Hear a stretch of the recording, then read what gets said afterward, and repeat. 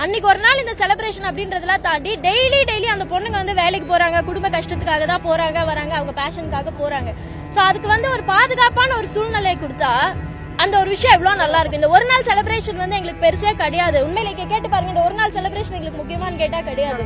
எங்களுக்கு தேவை டெய்லி ஒரு நல்ல பாதுகாப்பான ஒரு சூழ்நிலையில போகணும், வரணும், வேலை செய்யணும். நீங்க எத்தனை பேர் வீட்டுல பெண் குழந்தைங்க இருக்கோ கேளுங்க. நம்பி ஆட்டோல அனுப்ப முடியுதா?